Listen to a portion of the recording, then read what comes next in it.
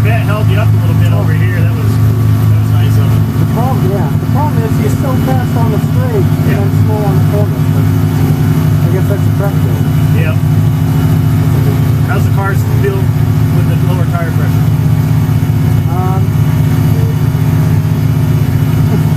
Feels better on the low speed, but not as good on the high speed. Okay, so we'll leave them where they are. Yeah. Just leave them where they are. Although the only thing I'm curious, is there a pressure difference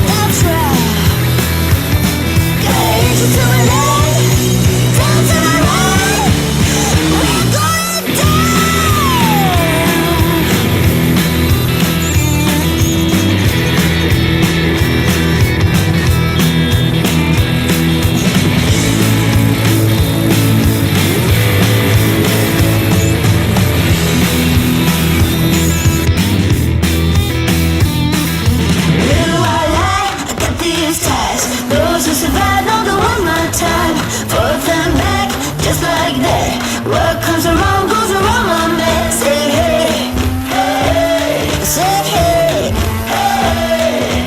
Forth and back, and just like that, you're going down for heaven's gate.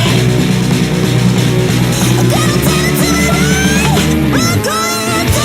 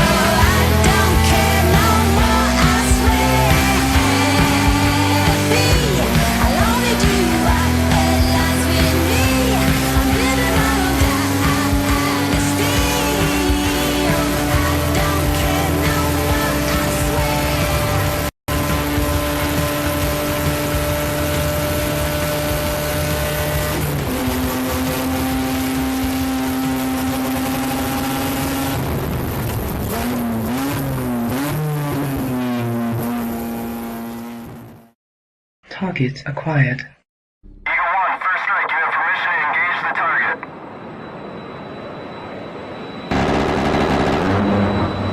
Warning: the following video contains explicit language which may be offensive to some viewers or inappropriate for children. The content within this video is intended for mature audiences only.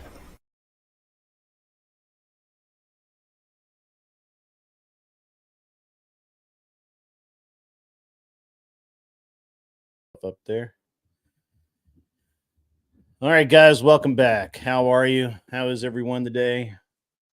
Base Street Racer, that was not the pit. That's actually just the turn in off of the front straight off of that corner in.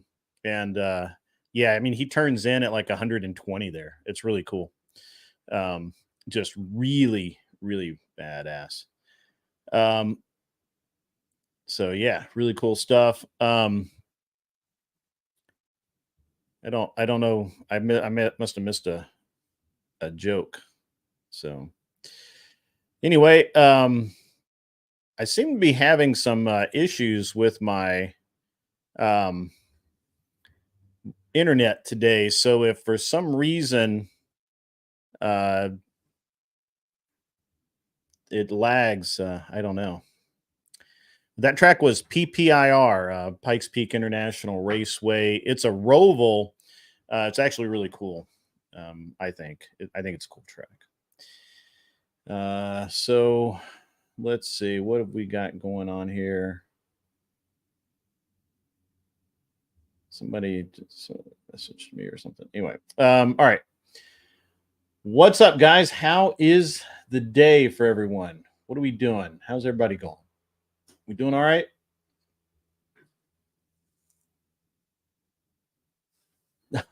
Mature audiences only. Well, yeah, I have to put the caveats in there, guys, because of all the warning labels have to exist. Oh, there I go. I froze again. I'm frozen. I don't know what's going on. I'm gonna have to go through and debug everything, I guess. It's weird. It's a weird day. Gonna be a little bit weird. Anson Knowles spreadsheets, dude, sucks. I don't do spreadsheets very often myself. Although I say that, I kind of live and die by them because there's always a spreadsheet somewhere that needs to be filled out, looked at, or evaluated. 2025 planning all day. All right. That's a CEO kind of thing to do for sure. Yep. So I have to clean my glasses there because I smudged the crap out of them. I'm glad everybody's doing well today. If the stream is a little scuffed today, I do apologize. I don't know what's going on with the Wi-Fi, the internet connection, or possibly the laptop. The laptop actually could be having some issues. So we'll see. We'll see here in a minute. Just clean these glasses up so I can see what's going on. It is a very weird day, ZD Den. You can't get Bluetooth to connect. Wow, that's terrible. That's awful. You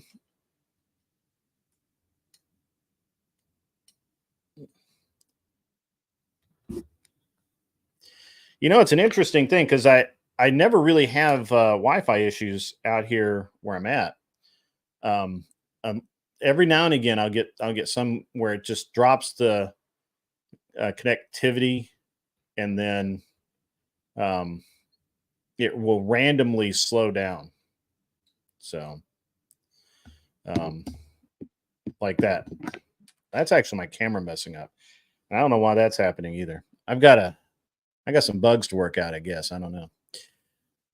Blue eyes. Actually, they're gray, but they kind of range from a light blue to gray. Oh, Cat's in the chat. I didn't see you. Sorry, I was. I did not. I apologize, Cat. I didn't hear the cat slip in under the radar. Angel Berber in here for the day shift today. Great stuff, guys. I don't know how many of you guys were here last night for Andrew's kind of session with us, kind of like a planning session, right? Like a skull session, as we call it. I liked it a lot, and I really want to, even though I like to keep the daytime streams really chill and all of that, I do want to kind of explore the political angle, and I have something I want to talk about here in just a few minutes. But I figured I'd take a second. Kat, I know that you have some very interesting political ideas, and before I poison the well by throwing mine out there, I thought that I would send that ball over to you and let you run with it. What Andrew was saying, I have been saying for a while, but nobody listens to me. The whole don't show your boom booms on the screen. Your little, or the whole don't curse and whatever. So we can play their game, but then we can still get a message across. Because, I mean, yeah, it's great. Like, oh, I'm going to say whatever I want and no one can cancel me and blah, blah, blah. I don't care. And the bravado and stuff from like everyone in the space. But when you do that, then you don't get the audience, you don't grow. Nobody can hear your message. So you have to like kind of work within those parameters. I mean, that's true to some degree, but I disagree about the, the backgrounds and the things like that. I think Andrew is not 100% incorrect. I would not ever put up a blatant political message in the background, just because I think that would be used against me at some point. But having the background that I have, I don't feel stunts the growth or poisons the well or anything like that. I must have really had something on my hands when I touched my readers last time, but I can kind of see that. I can almost read the chat. I mean, I can't actually read the chat because I just can't see up close. So I have my big screen up, so that's why I can do that. Raw dog, I'm doing fine right now. So yeah. So I disagree with that part of it. I was thinking more about your actual political ideologies, leanings, that sort of thing. Kat. What about it? Well, you have them, discuss them. Oh, like, but what in particular? That's so broad. I don't know. Like, We'll pick one. Expand on it. Let us know what it is. Tell us. Give us your opinion, Kat. I am Okay, well, platforming you, whether yeah, you want to be or not. yeah. So, like, what he was saying about how, like, dating and relationships, we think it's not political, but it is. I Mhm. think that might make some sense because it really goes with if you believe in, free love and blah blah blah and you can do whatever you want and there's no consequences and like divorce doesn't matter and you can have 10 baby daddies and all this stuff like the very liberal do whatever you want whatever feels right and when your feelings Hippie stuff, right? change yeah like that stuff if you believe that you will be more liberal and if you go family is important structure is important legacy is important then you're going to lean more conservative which I guess that does make sense. And that's probably why there's so much of a divide with everything. Like if you can tell one belief, you can probably tell like 15 other beliefs. And they always say like that's a bad thing because you're just like, you're just going off of what everybody else says. But I really do think maybe they are interconnected. That if you believe this one thing, the other ones will fall in line because of your overarching beliefs. Does that make sense? Yeah, I mean, I think so. So let me ask you. So let me just ask some like kind of directed questions because we've never actually heard the Cat political take, and I'm just interested. Cat, what is if you were like to pin down what your ideology is, right? Like just a couple of sentences. What would your ideology be? Well, I will say that I didn't always have a clear cut. I didn't think about these things until maybe 2020. Okay. Maybe I had beliefs, but I didn't put much thought into them. I Mhm. didn't really care that much about this type of stuff. So, but now that I kind of develop them, I do feel that the overarching theme of my beliefs is what's best for family and children. Mhm. So everything that I believe now goes in line with that. So it's like, should you be allowed to divorce or have or like cheat or whatever? Like I always go to how does that affect the kids and how does that affect the family structure going forward?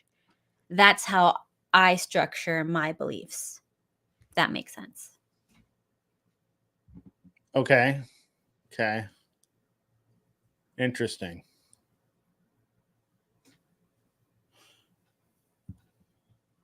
Okay.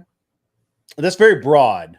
I know. That's like a shotgun I know, effect. I was but kind of looking to narrow it down, not okay, tone so it out.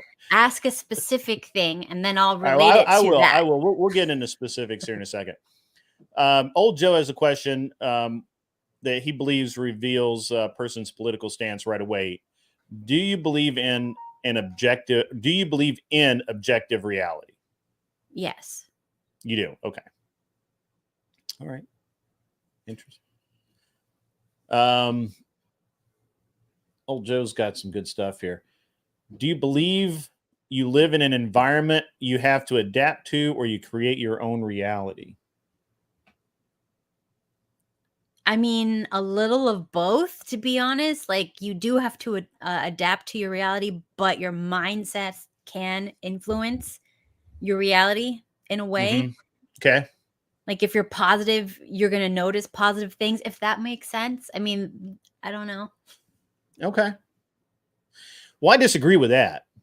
Okay. If you're positive, you're only going to see positive things. It's not that you're going to notice them. It's that's all you look for. And the negative things you don't look for. And that's a problem because you never see what's coming for you. So I believe that true objectivity is seeing things absolutely as they are without varnishing it to your specific beliefs. It's a very hard thing to do. I do believe that some people can do it, but most people will twist things to fit their own reality. I'm gonna frame this for you perfectly. You're gonna love this. So the character Ifi that comes in, and he's never lost a debate. Everybody loses to him, and you're all wrong. Every religion is wrong. The only religion is the true religion, which is his Church of Christ nonsense. Where as long as you read the Bible yourself and your interpretation of the Bible is the correct one, and it doesn't matter what anybody else says, and if two or more people have a disagreement, then somehow they're going to through a meritocracy suss out who is the correct one. That's all crap.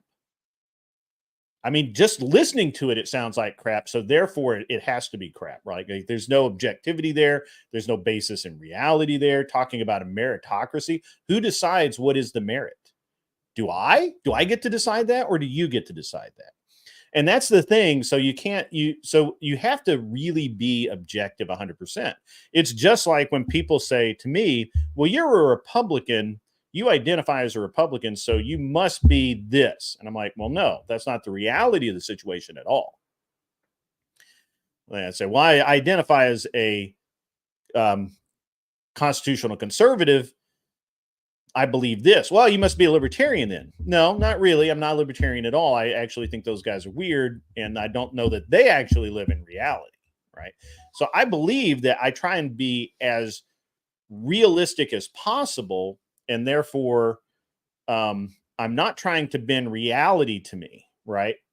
Which the Unreasonable Man comes from the quote by George Bernard Shaw from Of Men and Supermen, where he postulates that, and I think I've covered this with you before, that, through basically eugenics, that top shelf women will breed with, top men, and all their kids will be better and better and better, and in a couple of hundred years, which would be today, by the way, since he was in 1907, in that time period, over that 100 years, we would all be Supermen by now. We would all be smarter, faster, stronger, and better than the people, the lesser people who were not selected to breed that way. And that's not just simply not true. But the one thing he did get right was this quote from the book, or from the play, that says, the reasonable man accepts the world around him and conforms to it. The unreasonable man rejects the world around him and seeks to conform it to himself. So he sees it for what it is, right? The unreasonable man, or the reasonable man, doesn't see reality. It's just whatever you tell him, that's fine. Sure, I'm reasonable. Yeah, okay, whatever. Yeah, I'm good. But the unreasonable man has to force reality back into being.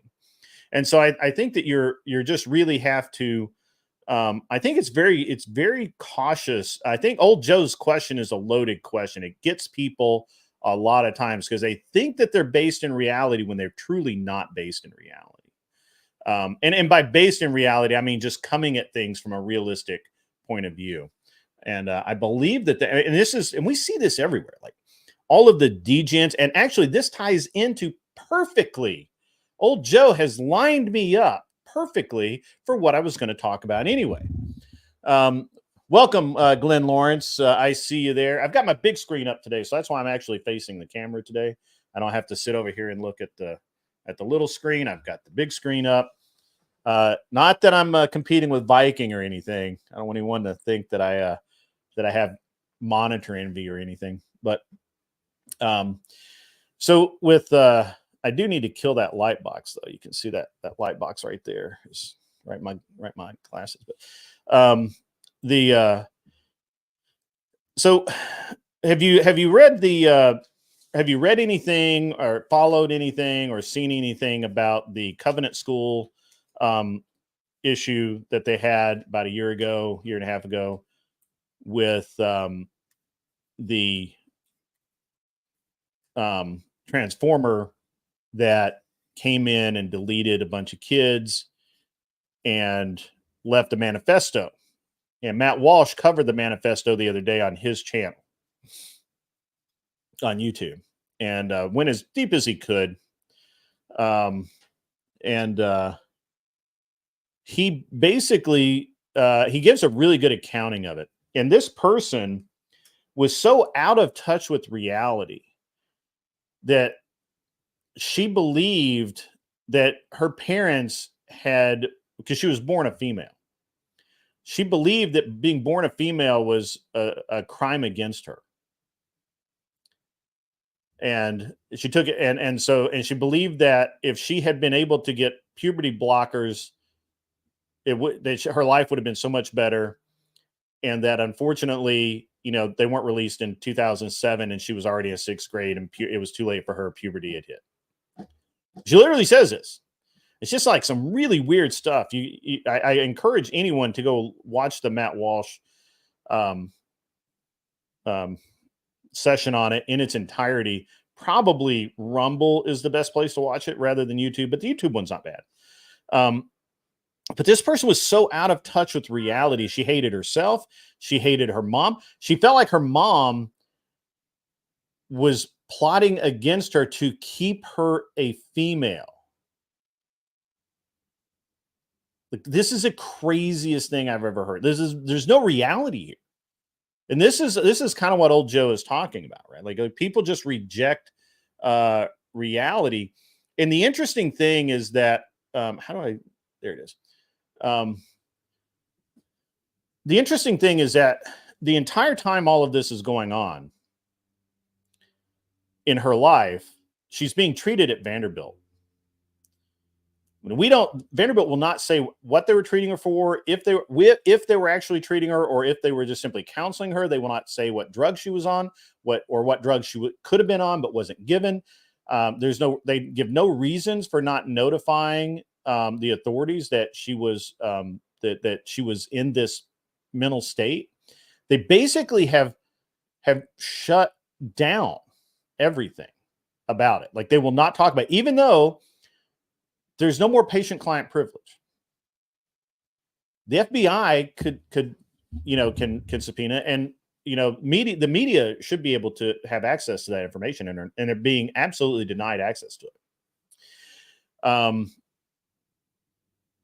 I believe she was paranoid schizophrenic, but we don't know because the hospitals will not release any information because of this fear, this irrational fear in our society of actually telling the truth about such a person who's having an issue with gender dysphoria or whatever we're calling it. Now, I'm not up on the latest speak. Okay. I don't pay that much attention to this, to that specific realm.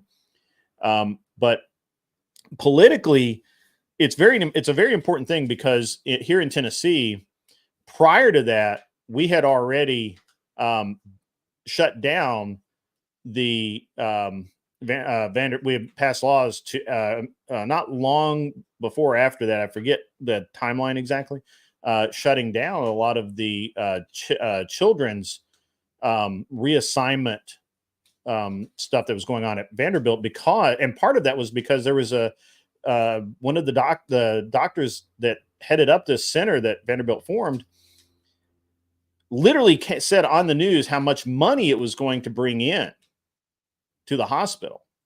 And it was clearly more about financial gain for the hospital than actually helping anybody through any sort of problems. So we actually passed laws here about that, and about how, you know, that adults can interact with children on these issues, which I think is exactly the right thing to do. But when we get into all of this denial of reality, you know, and you know, I'm kind of picking on the Matt Walsh thing because it's fresh in my mind. I mean, I've watched it, I think, 3 times now, and and every time I watch it, there's like some other little thing, right? Like a little detail that kind of sticks in my head about it. I think everyone should watch it, even if you don't like Matt Walsh, even if you think he's the devil incarnate, even if you think he's a jackass. Go watch it. It's worth watching. It's good. You know, he does a good job of talking about this specific type of issue, and I'm calling attention to that issue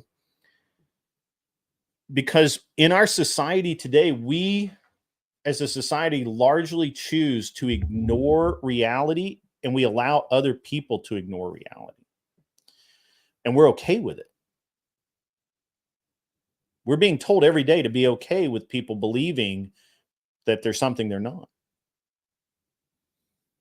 And I think that it's really, really bad form. I think politically it destroys our system, right? You've got people out there believing that they can, you know, do whatever they want, and the political system doesn't matter, right? Or that the system itself is so broken that it shouldn't matter. And I'm going to get into that in a second too. Glenn says there were multiple reasons why they tried to keep all the information about the deleter and about the manifesto out of the public eye, and that's because they wanted to continue this narrative. Absolutely correct. And the FBI, shockingly, the FBI is the one that did this. Local police were demanding to be able to release it, and the FBI was the one that said, no, we're not releasing it because of an ongoing investigation. Into what? They never identified any other actors. She acted alone. She was a singleton. So what investigation could there possibly have been for almost 2 years? Right? And even after there was a court order issued in the state to release the manifesto, they redacted it heavily. And they're just, you know, and basically the various groups are just prying a page or two at a time out of this manifesto, and her writings are horrendous. Like this was a crazy person who knew she was crazy. What's interesting is she knew she was nuts. She knew it. She was angry that she got fired from Instacart because they wouldn't accept that she wrote on her application that she was a male and not a female, because she was a female. She wasn't a male. And apparently Instacart cares about that sort of thing for whatever reason. You know, I'm sure it has to do with internal accounting, or, you know, some federal program that they get X amount of money for hiring X amount of actual women.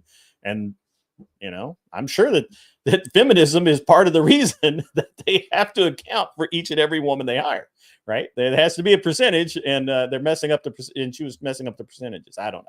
Anyway, so this young lady was absolutely insane, and she wasn't getting the help she needed, first of all. Right? This is the first tragedy, is she was not getting the help she needed. She was getting the help that she thought she wanted, right? Which is not the same thing.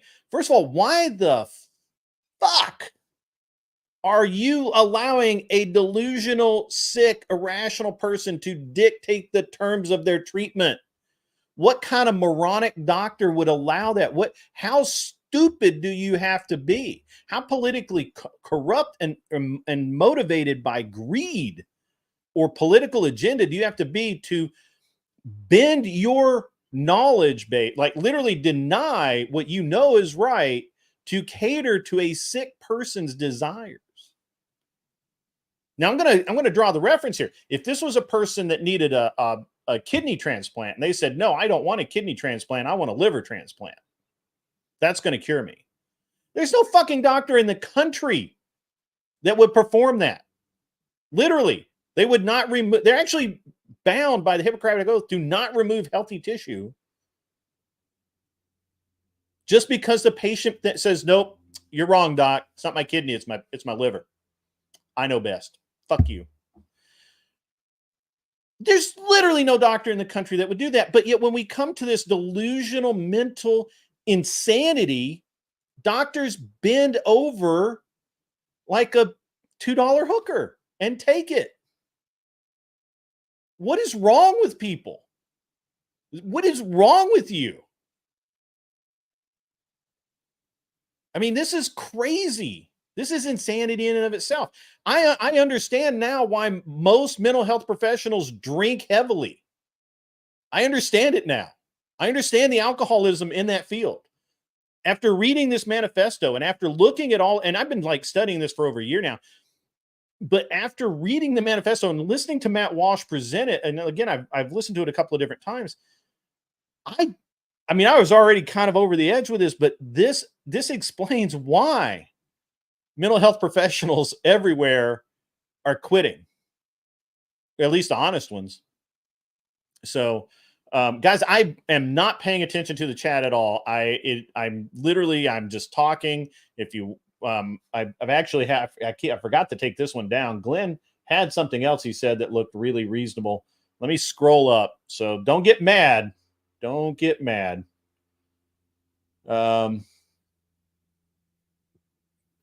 Let's see.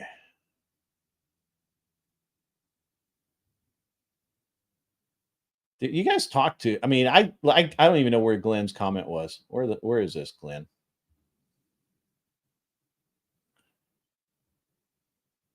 All right, there's the first one. You guys are getting some good shit here. My theory is that it's an attack on masculinity or men. Partially, I think that's true. I really think that it is a corruption of the system to debase authority to the point that now you even have doctors who know they're doing the wrong thing, doing it anyway. And they're morally corrupt. They're literally like the Hippocratic Oath means nothing. So yeah. And of course the narrative.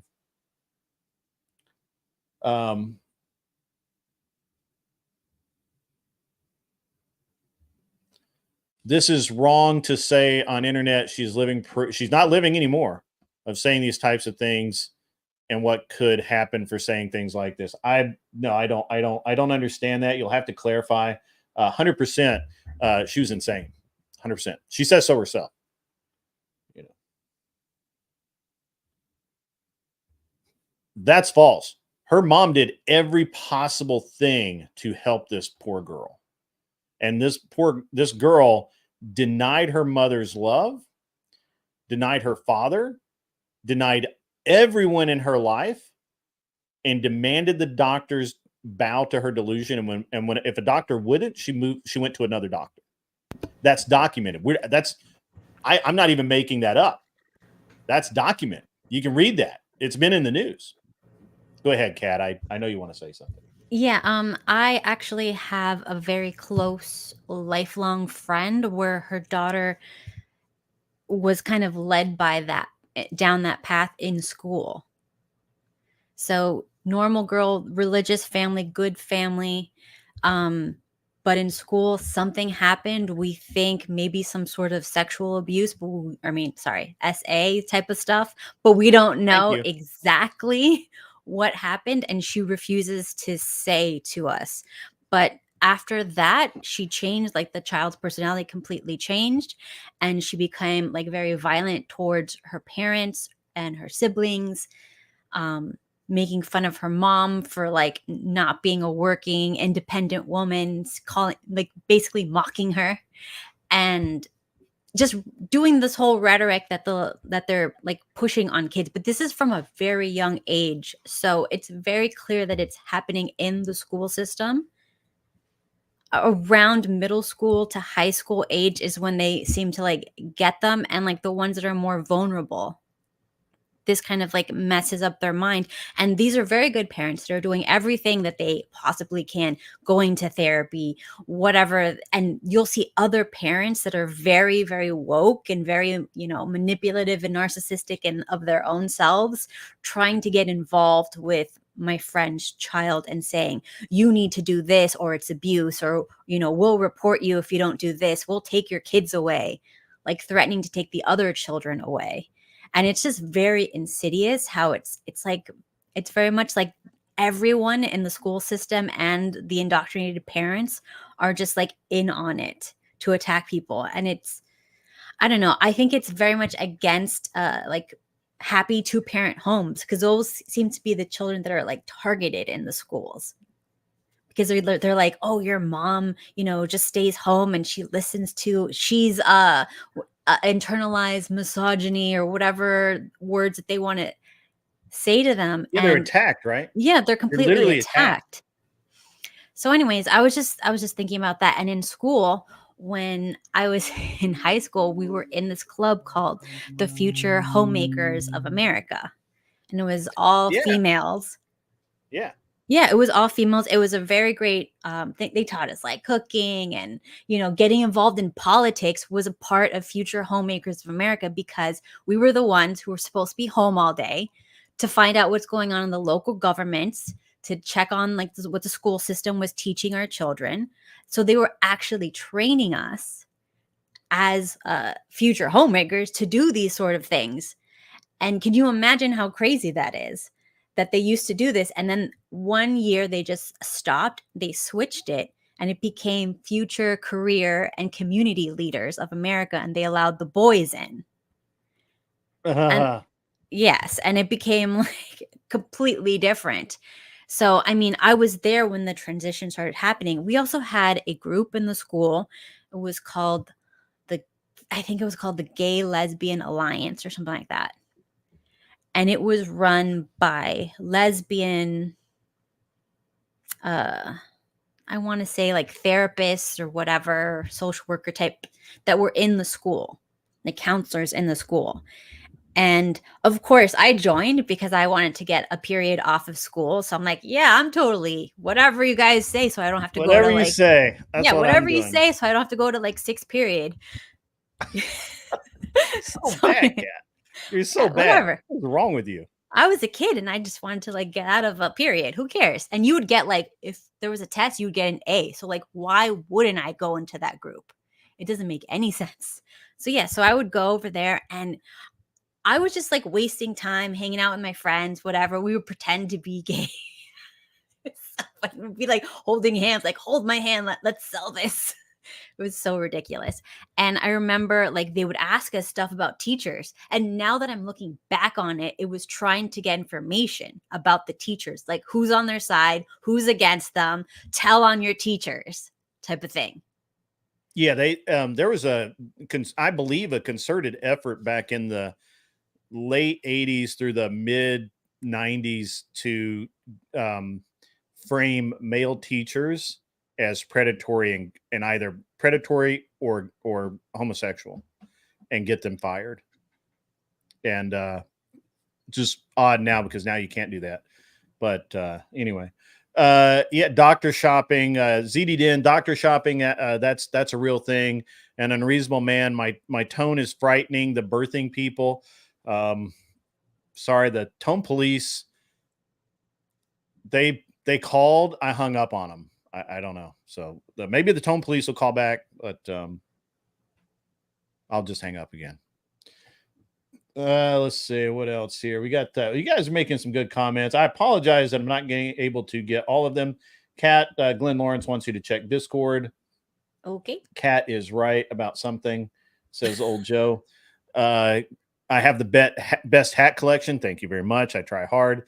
This is a 6 Sense hat, which is a fishing company, lures and stuff. I really highly recommend their stuff. It's great. Every one of them I see, I want. This one may be discontinued, so you may not be able to get it. Glenn sent me a book to read to you. Should I read it? Yeah, go ahead. A book? Yeah, Yeah. he's verbose. I The know. pastor, Glenn Lawrence, is verbose, which is a good thing. I prefer that over just saying 2 words.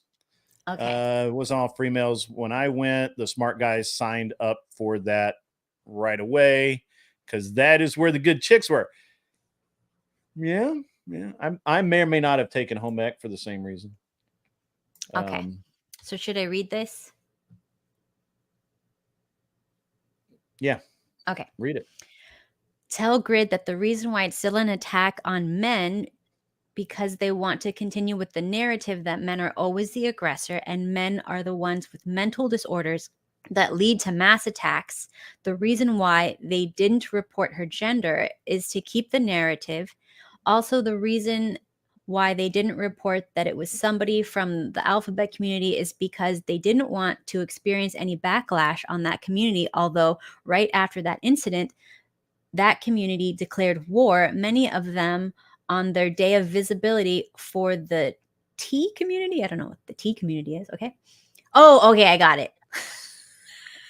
Okay. Name one instance where there has been a mass disturbance or mass shooting like this, where they did not release the information about the. Mass deletion. Ah.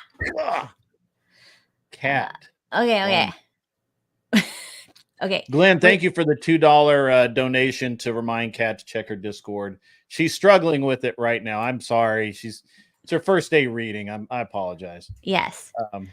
We don't normally let her read online, so yeah, and she you guys is just a figurehead, as you know. Yes, and you guys need to edit it for YouTube safety.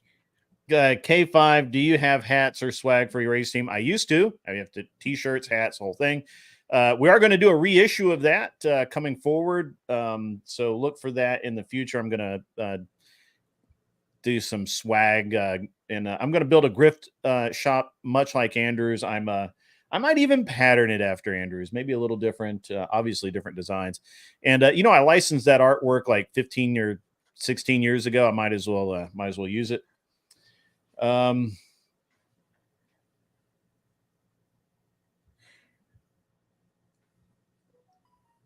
not sure what this is about. I want a detective to check, see what was going on with her, with Amber, and bring justice to her death, and her family need to understand what they did to her and me. I don't know what you're talking about. I apologize. Sorry. I no idea what's going on. Kevin Landers, my buddy, took keyboarding in 6th grade for a similar reason. Obviously, the girls were there. And but he wound up with the crappy 60 words per minute skill instead. That is why you are deadly in the forums. You're so fast. So fast. Yes. Kevin Landers, Cat is going to single-handedly TOS the stream today. Single-handedly bring me down. Are you a plant, Cat? Are you a plant? CloverTac ended up with a career in IT, so those skills paid off. Sport brand, yeah, I get that. Yeah, also blah blah blah blah. Okay, caught up. Good to where I'm at. So, yeah, music theory class, more like makeout theory. All right, cool. All right, we'll get that off of the screen before that's flagged. All right. So, but yeah, so this lady, obviously, so I guess the point of this is that the agenda is real. The agenda causes serious issue, and it's really an interesting. It's really an interesting dynamic, right, that we have going on in our society right now. River of Hate says it's only grifting if you sell lies. I refuse to lie, so I can't sell one. If I don't have any, can't sell them. It's just the way it works. Sorry. If you're looking for lies, I'm fresh out. Fresh out. Welcome, effing epic. Glad you managed to join us, and welcome, Rye Guy, who does all my thumbnails and some other visual arts. I have a project that I'm working on that I may end up needing your help on. So I may be in touch with Rye Guy here very soon. So at the end of the day, just kind of getting back to the subject now that we've had a nice little break. Yeah, I think that I think at the end of the day, the agendas are definitely there. The narratives are there. The actions are there. What do we do about it?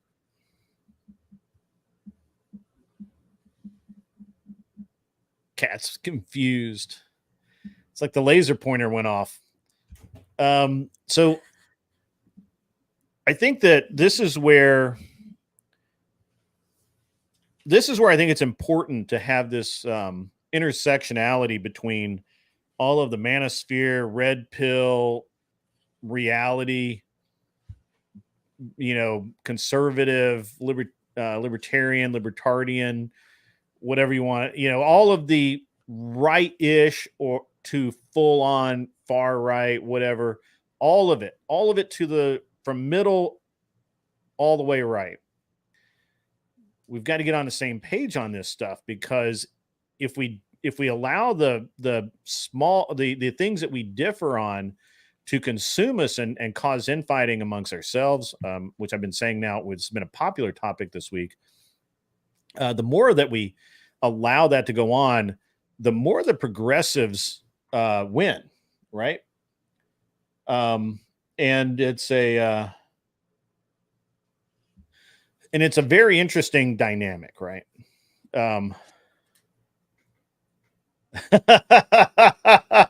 That's awesome. That's awesome. I appreciate your consideration, sir. I will receive that. So, and I'm gonna go back to my hero, the great man, Mr. Rush Limbaugh. I don't care if you're Republican. I don't care if you're libertarian. I don't care if you identify as a potted plant. As long as you're based in reality and you see things for what they are, and not this warped insanity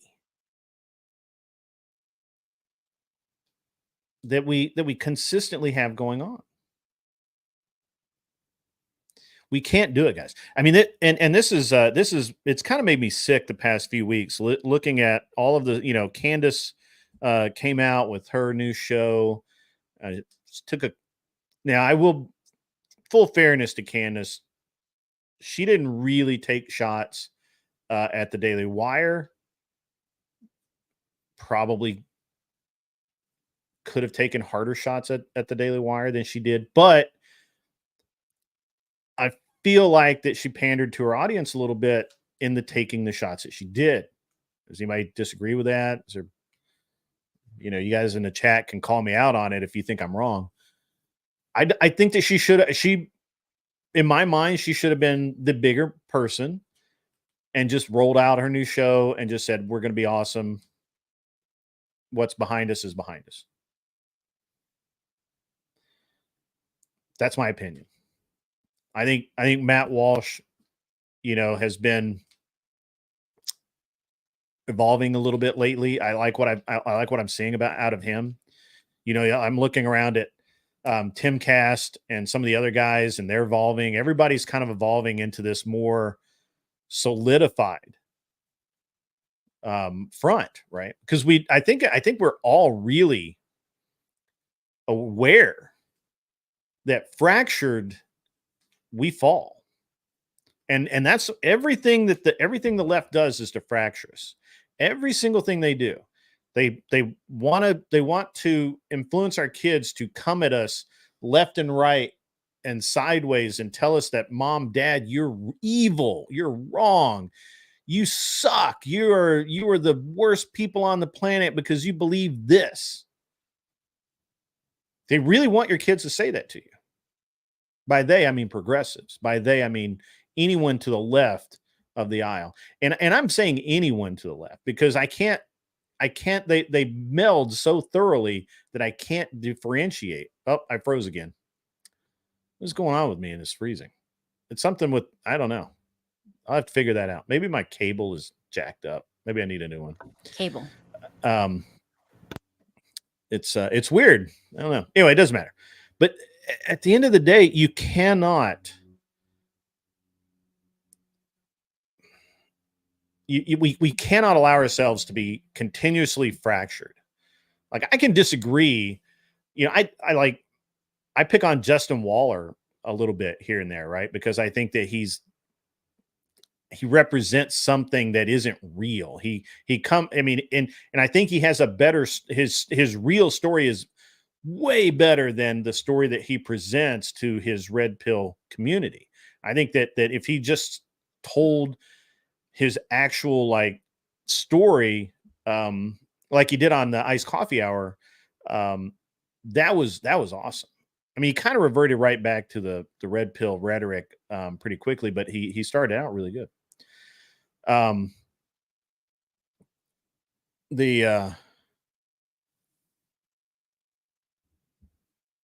button. There we go. Is that it? I don't even know that the end game for the progressive is it sustainable. I don't think they know their end game, brother. I really don't. I don't think they have any idea what the end game is. I don't think they know what they're doing. I think that they're following a fractured system of people that have literally no idea about what they're doing. And they're just kind of going along. And this is actually that's a great segue, man. Let me go ahead, Kat. I need to answer something anyway. Yeah. I think Go like ahead. the progressive movement is just predatory against people who have been wronged by other people. Like if you've been wronged by men, if you've been, wronged in any way or by like your employer or whatever, it preys on these people and kind of moves them into like being for them, for their cause, telling them it's not their fault, it was the other party's fault.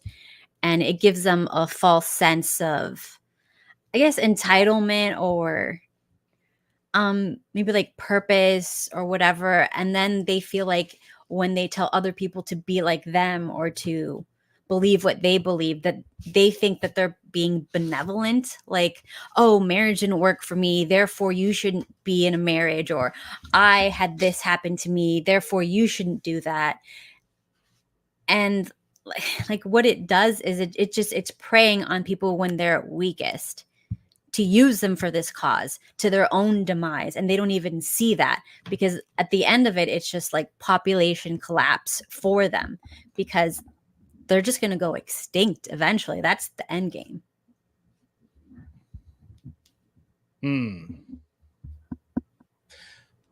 I have a different theory. Okay.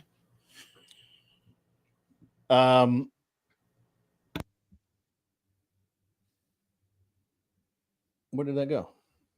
There it is. All politics is the adjudication of power. That's true. That's very true. So here's the thing, Anson. That's a great point. I really appreciate that. So here's the thing about this, and I think this is a very important point.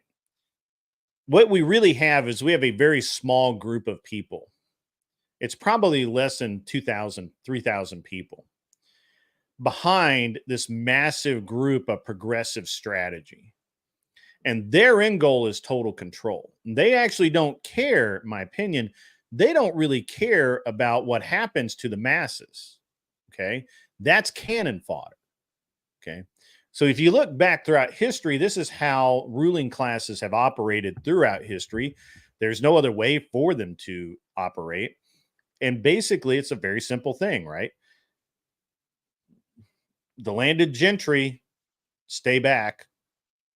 The serfs, the useful idiots, they go out. They're the cannon fodder. They get used up. Or in this case, they convince themselves not to breed and die off or whatever. Why? While the royalty, the ruling class, the landed gentry, they stay back and they inherit the earth. Okay. And this is a very interesting dynamic, because do you honestly believe for one moment that Nancy Pelosi ever agreed with homosexuality?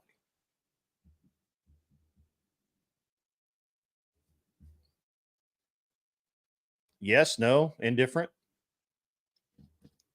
Okay. What about Chuck Schumer? Do you think Chuck Schumer hangs out with lesbians on the weekend? Do you think he goes to lesbian bars and buys them all drinks and says, "Hey, you're great people. Thanks for the support"? Do you think he gives two rat fucks about what happens to drug users? Do you think they care even the least little tiny bit about what actually happens to illegal immigrants, people that come here with no form of support, that come here, cattle card, basically? Do you think they actually care? Do you think, and we can actually see this because remember that the governor of Texas sent them to Martha's Vineyard, where they could have found gainful employment, because there's tons of estates up there. And what happened? They were turned away. They were told to leave because this is the wealthy place. You don't belong here. So this is the real problem. The problem isn't that. The problem is that on the conservative side, on the right side of the aisle, we all want kind of the same thing. And we actually care what each other think. And we actually care what about whether or not each other get ahead, right?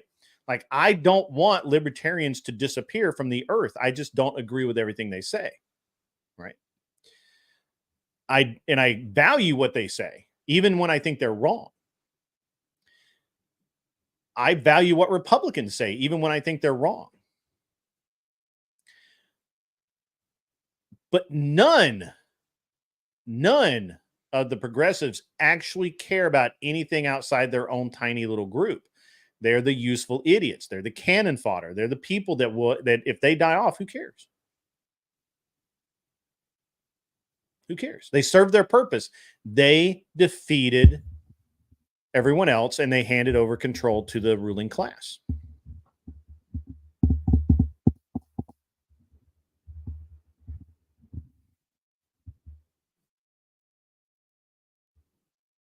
Sure. I don't agree with it, but I understand it, right?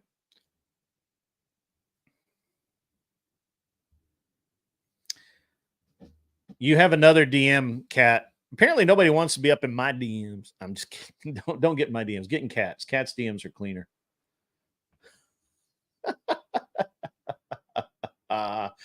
Yeah. There we go.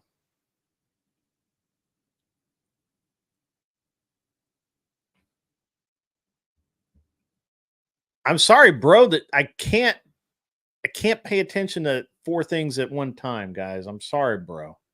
Sorry.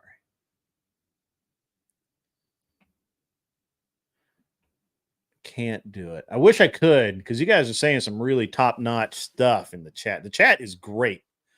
The chat is awesome. And actually, guys, you know what I want to do? I want to,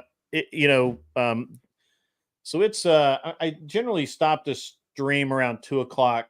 Maybe we might go a little long today, but not by much. It's 1 o'clock. So around 2:30, if any of you guys want to jump on and say a few quick things, let the mods know, and we'll line that up, and we'll do some callers for like maybe the last half hour. But go ahead and start getting it lined up. And yeah. But man, the show is just flown by today. It's just really fast, really fast. So we're already in. Okay. I'll do that. I'll do that now. Mods, I'm gonna put the link in one of the moderators' Discord, and let's see who's. I'm going to throw it. I know Bay Street Racer is in right now, so I'm just gonna. I threw the StreamYard link in. If somebody asks for it and they're in the Discord, just go ahead and PM it to them. I've already PM'd it to CloverTac, and let's get back into the discussion. Kat, do you have a you look like you had something to say? Do you want to continue forward? Now I don't know I don't know what to say now. Well, useful idiots. What do you think about the useful idiot theory? Well, for sure. I definitely think, yeah. I mean, that's why they start when you're so young. That's why they want to give kids rights. That's why they want young people who don't know anything to vote, because they're useful idiots at that age. Like, I didn't know anything when I was that young. I was stupid. I was going along with whatever. Appeal to authority really works when you're a dumb kid. That's true. That's very true. That is exceptionally true, actually. I also think yeah. Oh, go ahead. I also think keeping adults so busy that they can't spend time with their kids, both parents working, lots of homework after school, all of these things seem very very on purpose. Whatever the word is, very on purpose, so that we have less time to raise our children, to instill our own values. And then the only people who have 8 hours a day to talk to them are these people.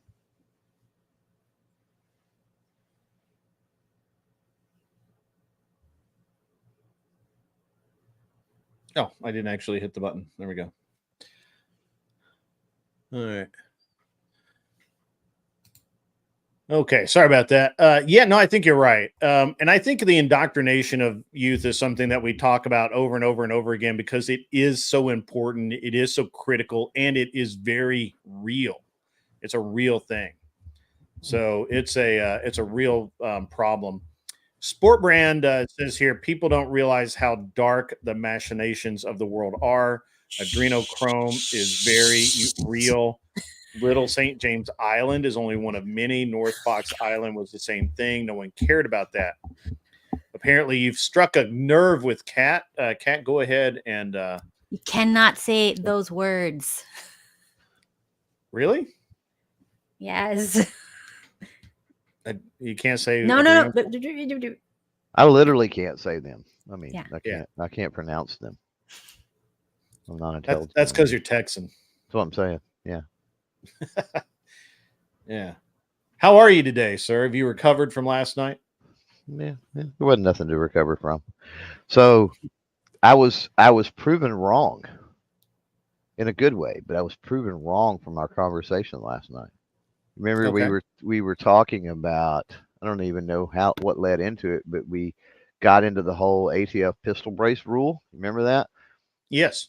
And I said that right now there was the nationwide injunction, and I didn't see it going anywhere, really anything happening for potentially years down the road, if ever. Something happened today, as a matter of fact. So, yeah. But in a good way, the courts completely vacated that ATF rule. It's gone. It's toast. Awesome. That's awesome. And that's, and this is a sign that once we have when we come together as responsible humans, we very often move things forward in the right direction. But people want to hide that. There's a vested interest in people hiding that. I'm going to throw this up here from ZD Den here. People just don't owe $2 if you want your mess read. This is true. Yes. Yes. I mean, I'm sorry. I can't, I try and keep up. I try and grab everything, but. Well, you can star stuff, right? I'm sorry. You haven't been doing this long though. You'll get used to it. You can. So you're using StreamYard, correct? Yeah, I am. I can scroll back and forth, but usually I'm focused Yeah, but there's a on. little star on their chats, and if you star them, it'll move it over into the starred column. Yeah, If you'll that notice, you've got requires me to super read chats. them. Super chats automatically star, and so while Yeah. somebody else is talking, you can scroll and cherry pick the things that you want to hit on that happened in the chat. You can't respond to everything. That's not the way these shows work, but you can cherry pick some things, star them, and then they'll be in that second column, and you can get to them easier. So, but anyway, I didn't come up here to gun talk because I'll put Cat to Yeah. sleep. It was more about the haves and the have-nots. Like that's exactly Yes. where all of this conversation I think has ended up. It was headed there very early. Yeah. And what people don't realize, and no matter how you parse it or look at it, you look at something like um, look at something like the hangouts. I don't know what words you can say in the political arena, but we all know about the elites and the way that they hang out here, there, or the other. You look at even Supreme Court justices. Look at Scalia and Ginsburg, which couldn't be any more polar opposite on the spectrum, but yet we're lifelong friends, right? So Hmm. power is attracted to power. And when you talk about the extreme ends, whichever end can seize power, one end, the goal is to seize absolute power and control. The other end is to collapse the system to then seize power and control. But both ends ultimately want to seize control. And I don't remember who put that out there in the chat, but I think it was Anson is absolutely correct. And don't think for a second that the haves on either end are going to get rid of their cannon fodder. They don't care about the poor people that helped them seize that power. They could care freaking less. And then once they've seized power, they're not going to fight anymore. They're fighting to seize power because it's a have versus have nots. It's not a political spectrum issue that people like to, and that's what aggravates me about plugging people into boxes all the time. Yeah, I agree with that. Old Joe, you had something you wanted to come in and say, and then I'll get to Viking. I apologize. I'm moving out of turn. No problem at all. I'll try and be as clear as I can because it is kind of a fuzzy concept. But the reason I put the question in, can you guys hear me okay, first of all? You're a little low, but it's fine. Okay, so I'll talk a little louder. The reason I put the question in about belief in objective reality is a cleaving question in terms of politics, because it's been my experience that the answer to that question, that single question, will dictate where you lie on the political spectrum on so many issues. In fact, if I ask a person that single question without asking them anything else, I can very likely go into a debate forum and represent them to their satisfaction on issues like gun control, abortion, free will. It seems to be the people that don't believe in objective reality will vote Democrat, they'll be pro-choice, they'll likely be academics, they'll likely be atheists in a lot of the cases. And a big part of it is that they seem to believe fundamentally that the individual human intellect, their own intellect, creates the reality around them. The result of this is that things like gender being fixed are simply a matter of your own choice, and the truth is a matter of your own choice, which is why it's no problem using the courts to vilify people, and why fundamentally in the end, lying is no problem. So the final question I'll put, like all of the things that you and Kat have been discussing, the destruction of the family, the vilification of the stay-at-home mom, these things are quite simple concepts and you can trace where they came from. If you take enough time, most of them came from academia. They didn't come from the repair shop, or they didn't come from the carpenter. They came from philosophy classrooms, which spread into Yes. CEOs and decision-making centers. And their ideas are never tested against reality, which is why they fail miserably. Here is the one question I would like to put to the panel. Are we looking at something that is simply a human desire for power? Or I am beginning to think, and I know it sounds crazy, but this movement, this worldview, seems to be functioning with an effectiveness and what I would call an evil intelligence that I have never seen duplicated in any bureaucracy I've been involved in, and I've been involved in a few. And I am wondering, when we see people standing up and advocating for things like late-term abortions, performing surgeries on our young women so that they're forever sterilized, are we actually looking at something deeper, maybe even the face of evil? That's the question I have. Thank you very No, much. thank you for that. But this is actually why Kat said that I should come up and talk about this, because I've been talking about this for a long time. It comes from information that came from a man named Yuri Bezmenov. If anybody's familiar with Yuri, he defected from the KGB back in the 80s and fled to Canada, right, and got asylum there. He then gave an interview in 1984, which you can still find on certain YouTube channels and whatnot, and I could even find a link for you guys if you want to watch that, where he lists off the 4 stages of ideological subversion. And this is what they did through academia. So you went really far back, but you didn't go back to the beginning. They introduced these concepts in the academia. I'm not going to say which classes, because that could be considered hateful, but there's certain classes where they were giving, philosophy based and whatnot, where they were giving out little tidbits of information that lead people to certain conclusions about things. This is the ideological subversion, right? Yeah, And it takes stages and stages and stages, but what you end up getting is what the concept that Kat wanted me to speak on is what I identified, because I'm familiar with a concept in science fiction from the anime Ghost in the Shell about the standalone complex, which is effectively a behavior that is copied over and over and over again without a true source. And if you notice, a lot of this, I'll finish real quick here. Yeah. So I just basically want to lay out this concept. It's like I said, it's a concept where basically there isn't an originator, but in this case, the propaganda that the KGB put out back in the day was the seeding for that very concept, where you see a lot of these, shooters and things like that do these sort of things, and they all seem to be acting in accordance with a plan or a principle, right? Same thing with all the behaviors been going on in the public schools and even the private schools, because it's another thing, that certain incident that you guys were discussing earlier, that was actually in a private school, and a lot of people don't pay attention to that key detail, right? That's in a good old private school where there isn't the public influence, but she was still influenced by the propaganda in that system, right? So there is no real shield to it. Can I offer an alternative?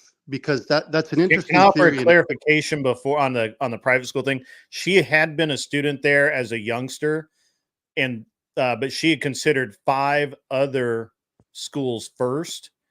Mm-hmm. That school is the one that did not have armed guards. Yep. Okay. So and she knew that because she went there. So just as a point of clarification, it wasn't necessarily because it was a Christian school or private school. It was the singular school that did not have security. Sorry. So if I could offer an alternative to the KGB psyop, which is an attractive theory. Another theory is that French intellectuals, namely Derrida and Foucault, tried to export their socialist message to the West. It didn't succeed in their own country. France. that was the postmodern movement and whatnot. Yeah, and so this is where it carries through. They could not use the have and the have not as they did in the Soviet Union, because everybody in the West was wealthier than in the Soviet Union, and they still came from a collectivist lens. They still separate people up into groups. They just had to do it in a different way. They did it by latching on to causes like feminism and equal rights and stuff like that, and other political movements that were seeking fairness that was, not lacking in the system, right? They latch on to all these movements and then plant these seeds of these ideas that lead people to idealistic but flawed conclusions about reality. So exactly. So I think we're on the same page there. I don't think it was. Well, Yuri lays out all the stages. Like, this isn't even like an attractive theory. This is, he outed what exactly they did, and we are literally living in exactly the world that he described we would be living in. Yeah. So if you just let me finish, though, this is the position I would take. I would say that it would be a more credible theory, in my opinion, to say there was a movement that was generated through academia, then that's an intentional KGB psyop that has been successful in bringing down Western civilization, and is the reason we now have people who don't believe in objective reality anymore. I think myself, this is a movement that gained steam, that came out of, in particular, France, and now has infected our universities to the point where there are people that either know they have to go along with the agenda or they're going to lose their jobs. And this is exactly what happened in the Soviet Union. It had Yeah. nothing to do with what was right. It had to do whether you feathered the right nest. And if you didn't, you wound up in a gulag, which is exactly where we're headed now. Yeah, and that's why the Soviet Union fell. But see, that's where another communist power caught on to what was going on, and they've been stealing our secrets from our universities as well through that same program. Right? Once again, all this stuff did start with what you're talking about. But where the other bad actors come in, realizing what was being done and saw an opportunity and capitalized on it, they're like, oh, well, if we tweak it just a little bit, we can actually bring the whole house of cards down by getting people to just assume these conclusions and block out everybody else. And Okay. nothing short, as Yuri Bezmenov describes, he's nothing short of actual Russian soldiers knocking on your front door is going to convince these people that it would actually, be the case that this is what they did, right? So They're 3D chess and thinking, man. They did this shit intentionally. if you don't mind my asking, and you don't have to answer this because it's a private question, are you a religious man? Are you a man of faith? Yeah. Do you believe in Technically evil? a reverend. Do you believe in Oh, yeah. evil? But You see, think this people, is but evil? evil comes from people. You don't believe you believe evil is- People willfully choose to do evil things. They got the free will to resist, but they don't. Like So- Grid One was saying before, a lot of these doctors and whatnot, they are either they feel like they can't say something because they're going to get singled out, or they just don't because they're like, well, whatever. This is what happens. Evil wins when good people do nothing, right? But once again, you can't just lash out because that's predicted. That's going to get stopped. The pushback validates the argument. I think we might be along the same path. I just want to ask you a couple clarifying questions. Oftentimes theists will use the comment, there is no such thing as cold, it's simply the lack of heat. Do you agree with that? Not necessarily. Okay, so what I'm saying is there any such thing as evil? Is evil simply the lack of good? Or does evil exist separately? Is it a positive force? Well, I think evil, as most people perceive it, gives you context, right? You wouldn't, if you were happy all the time, you wouldn't know if you were sad or not, right? This is an unfortunate truth of reality, is that without the bad things, you wouldn't understand what good things are, let alone what bad things are. So You understand? Is the evil that we see sweeping our society right now a product of the collective human intelligence of a bunch of people who simply want power? Well, no, see, that's the ingenious thing about the way that they propagandize people, is that they tap into that animalistic human nature, that instinctual drive for temptation, the sinful nature, right, as we would call it, in religious circles. But even under science, this exists because you're going to do the path of least resistance. And people are very short-sighted typically. They don't think ahead, and they don't consider the true consequences of their actions. They're like, well, it's worth the risk because I'll get the candy right now. So they go along with a lot of these ideas and come to these convenient conclusions. It's like, why does communism persist, even though it always results in corruption and starvation? But yet people still, we could do it better next time. What would your answer to that be?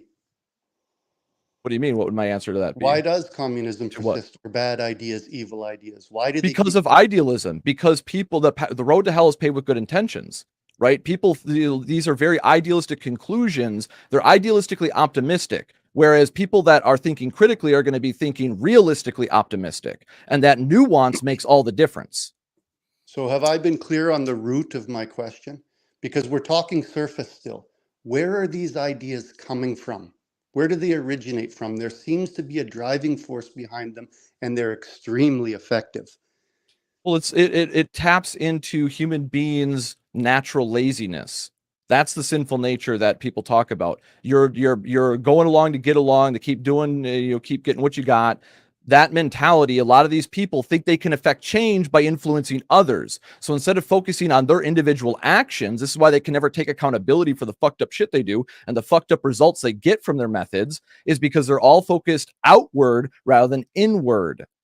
You need to do this. You need to do that. Society needs to fix this. Society needs to fix that. And they're focused on the grass on the other side rather than mending their own fucking shit. I think you guys are pretty close here, but I want to give you guys something to think about here. I don't.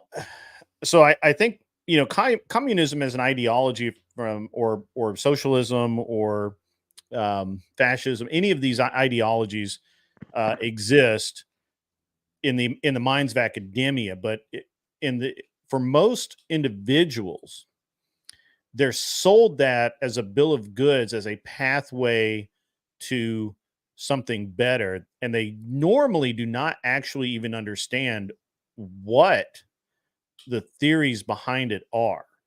And this is, I think, what Yuri was really talking about, and I think this is what old Joe referencing, and I cannot pronounce the French names, the French fellows. Derrida and Foucault. Thank you. Because I would have butchered that terribly. I think that he's right. So I actually took philosophy in college. That was my minor, or at part. Yeah, that was my minor at a double major. And it was an interesting dynamic because only a few people have to actually believe in that and adopt it as their philosophy. They then simply preach it to people who are willing to listen to it and adopt it without actually understanding it.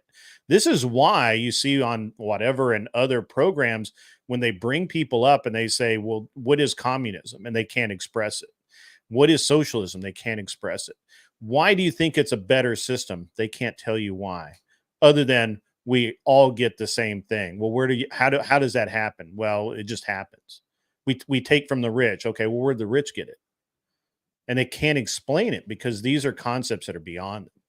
And well, I they're think plagiarizing. They're just copying and pasting what they've been told, and nobody ever went back to read the original. Correct. And this is the root of what you guys are talking about. What you're talking about is again the useful idiots being puppets by the puppeteers who believe in these concepts, and they may not even actually believe what the insidious thing. And old Joe, I really want your opinion on this.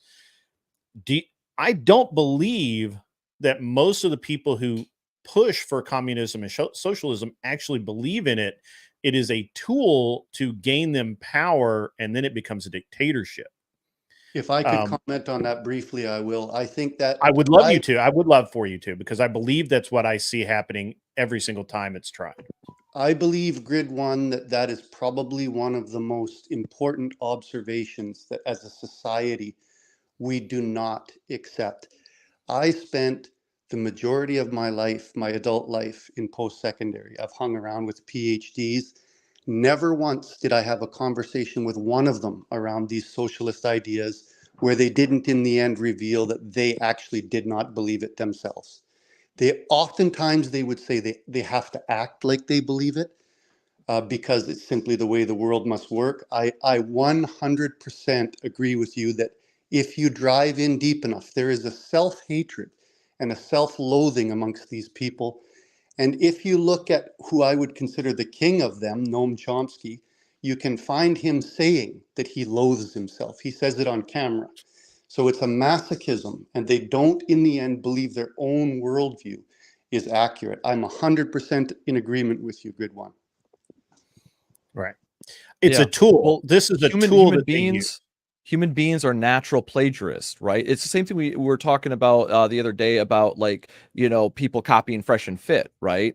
A lot of people can, you know, imitate, but they can't replicate. And that's what what you're talking about there, Grid One, is that people that are imitating rather than actually replicating. And because they haven't looked at the original copy, they're just copying a copy. That's where you get all the game of telephone flaws that come through. And this is where the distortions happen. Oh, no, I think I think it's a purposeful distortion. Yes, it's a principle called emergent complexity. You start with the small ripples in the pond, and with all those small ripples, then you get tons of ripples in the direction that you want. Right. And that's effectively, metaphorically speaking, what the KGB did. They're like, oh, we're going to plant this little pebble over here, that pebble over there on all the universities. Right. This because it's already there. All they got to do is keep throwing rocks at those pressure points. And then the ripple effect from gives us that complexity where we get like, where is it all coming from? I can't see it. Like, there's too much chaos. But if you go back far enough, like I said, they just saw an opportunity, and in human nature, that could be evil, right? I do agree with that assessment. It could be evil in our core, right? That knowledge of good and evil. acting against their own best interest. And they capitalize on it because they knew that the majority is going to just give in due to that raw plagiarism effect that we have, where monkey see, monkey do. That's how we originally learned. That's what chimpanzees do to this day. They copy each other to a certain point, and they don't really innovate. Most of them do not innovate, they just copy. Human beings are very similar. We're just way smarter. I mean, I don't necessarily disagree with that. I just think that that's kind of a it's kind of a footnote, really, because I believe that regardless of where the idea of communism and socialism come from, the end result is that the people it's a tool that people use. It's a philosophy that they use and that the people that are actually going out and saying, I believe in this, or I believe in that. When you boil it down, they don't even understand it. They don't know it. All they know is that this person said it, and I like what they're saying, and so that I believe this now. As a reverend, I found the same thing in the church when I talked to people about the Bible. Sure. Most of them have never read the Bible. Right.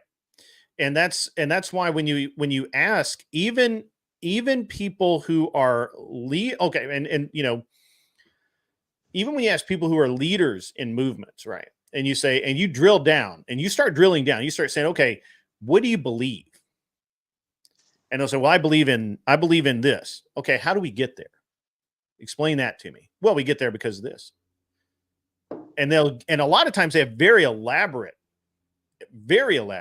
methodologies to explain where all of or how all this is going to happen. They will avoid using specific words, but they will give you an answer, and they will the entire answer will be nothing. It will be air. It will be there will be no substance to it at all. And this is what I find over and over and over again with socialist, communist, whatever. I believe Glenn's popped in finally. Yeah, there he is. I'm going to add him to the stage. I'm going to keep going on this though. So, and I've seen this over and over, and I see it in public debate. I see it on classrooms. I see it everywhere. I have heard what old Joe has said. I actually kind of witnessed that myself in college. I had a professor. I wrote a very good philosophical argument based around some very conservative leaning principles. And I was given a lower grade than I deserved. And when I questioned it, I was simply told that to give me a higher grade would be to admit that they favored that, and they would not give me a higher grade, which was fine. I still passed. I mean, it wasn't like it hurt me that much, but we both knew. The professor knew, I knew. I think the department head knew that I had written something that was factually correct. It was accurate, and it was well written. And that's just the way it is. That's the way it is in academia. That's the way it is on college campuses. It's that way everywhere. We can't avoid it. And this is why the masses follow without question, because they're just told it, and they're indoctrinated into it from very early on, almost birth. Yep. And it's a really interesting thing. So Glenn is on be right back. So we'll keep going on this. Anson, the study of that was very funny. The perfect example of pride. I hope everyone's seen that. If not, I'm going to get a short and do that. I am not the gun pro. That's Clovertac. Clovertac is the pro. He is the man. Hardly. Appreciated, but hardly. Yeah. But old Joe, I really appreciate what you had to say, and Viking, I appreciate what you had to say as well. And I'm not disagreeing with your overall premise. I just want to boil it down further into something that's more direct, actionable, right? Yeah, more, like what do we do now? Level. Right. And that's one of the things that Yuri Bezmenov brought up in his interview. He said that the only cure for the indoctrination is to produce an entirely new generation of children that aren't exposed to the indoctrination a way where they adopt it, right? So I'm already doing this. Like, how do you fight back? You have a good family. Pick a good woman and have a good family. That's why I side with Fresh and Fit, because most of what they teach is how to be a good man so that way you are capable of having a good family, right? Teaching actual truth over the feels before reals mentality, right? So what's the solution? That's where we're getting down to brass tacks. Thank you, Grid One. And that's what it's about, is you got to build good families despite the system as it is now. And is it going to be easy? No. None of this has ever been easy. You just got to suck it up, Buttercup, and do better, right? And that's the Viking paradigm. Beaten cheeks just for you. We'll go to the gun cam, the pew pew cam, just for you, Beaten cheeks, just for you. Pew, pew, pew, pew. There we go. Oh wait, that's not supposed to happen. But you It's do need to supposed do work that like every this. now and then. It's Just supposed to work saying. like that. Now you gotta put Viking up for a second. No, everybody will get jealous because of all those cool high tech toys. Yeah, but you may I need a thumbnail. don't want But to you- feed the machine. We'll Hey, feed can the I machine. add All right, one I'll- thing about how to make a difference, in my opinion? Yo, what up? Glenn, you made it. All right, there, look at Viking. Look at that. That's just crazy talk right there. That's nuts. That's fine. I did go to college. I did not party. No togas. What's wrong with you, man? I did not do that. But yes, I did go to college. I even got one of those degree things. Hey, Grid One, could I add one piece on how I think we can You make some absolutely changes? can, old Joe. And I then apologize. I'll drop down because the real star has arrived here. I want to hear what Glenn has to say. So, Oh There is crap! too. hey, I think that people put a lot of attention on national elections when your small local school board elections, your small local city council elections make a great deal of Yes, sir. difference in your everyday life. If it was me and I was in charge of a parent group or in charge of anybody who was interested in education, I would be very closely watching the behavior of the superintendent of schools. If that superintendent was spending more time painting rainbow sidewalks than being interested in literacy and numeracy rates of his students, then I would let the school board members know that either that guy's gone or you're voted out in the next election. And then put somebody, but people don't take interest in this stuff nearly enough. We don't get turnout Yep. to small local elections like we should. That is really the most important thing. Spot I agree on. with you. People get distracted by the big elections. It tires them out because they spend all their mental bandwidth on it, and then they can't even bother pay attention to the small ones, and they do fucking matter. 100%. We've been talking about that for a while, old Joe. Do you did you read what George Soros wrote about or said about how he stopped the majority of his presidential campaign funding, and instead most of his money goes into electing prosecutors and DAs? Yep. That sounds like a good idea to me. Because that's where he can get the most value per dollar. He's like, I spend X amount for a Senate seat, and what does it get me? Nothing. I spend way less to get a local DA elected, and I literally have so much pressure on that person that they will do whatever I want. They'll prosecute whoever I want. They'll let off whoever I want, and we're seeing that now. You saw that during live, the riots and stuff like that, right? Yeah, Because he said that people, back even then. the people got arrested, they didn't get prosecuted, many of them, or they got let Didn't off even with a get- slap on the wrist. Yeah. He and it's very interesting because that, I mean, we're seeing in real time, the persecution of a former president. And again, I go back to the subject that we talked about last night, where New York criminal attorney, a liberal New York criminal attorney, said he couldn't believe that Bragg had moved forward with charges against former President Trump based on the law. He's like, they had to reinstate an expired law and make it a felony offense to go after this guy. And that he said, that's wrong. He's like, there's nothing more wrong he could think of in the judicial system. And not only that, in criminal proceedings, the jury is never given directions by the sitting judge. And yet this was a directed jury. They were absolutely told how to interpret the evidence that was presented. This is the kind of thing that happens when you create your own reality around you and don't believe Exactly. in it. So, hey, I have been really enjoying your channel, Grid One. I'm going to be back in the chat as a fan. Thank you very much for having me up, eh? You're welcome anytime, old Joe. I've been watching you in some of the other channels, and you always have really great comments. I'm glad to have you in the chat, and we're doing whatever we can to grow the channel. And I'm taking Andrew's advice. I love to talk politics. I love to argue different dimensions of politics, and I can do it for hours and hours, which is to my detriment sometimes. But I really I'm going to lean into that a little bit, and we'll see where it takes me. So thank you very much, sir. See y'all later, panel. Thank you, Sir. old Joe. Thanks for the chat. Bye, Joe. Has Glenn made it in yet? I've been here. Oh, okay. He's I here. thought He's you were just getting a waiting patiently. sandwich, maybe a soda. No, I'm just chilling. All right, cool. Your picture says stream starting, so you just figured you're still booting up. Now I'm on my short. Now I'm on my T800. short union break.